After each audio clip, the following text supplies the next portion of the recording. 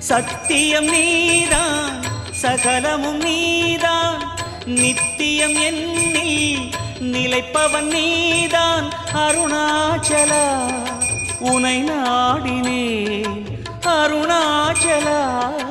உனை நாடினேன் சிவலீலை செய்யாமல் சிறு ஏனையாட்கொள்ள சிறிதேனும் தயவோடு அருள்வாயப்பா சிறிதேனும் தயவோடு அருள்வாயப்பா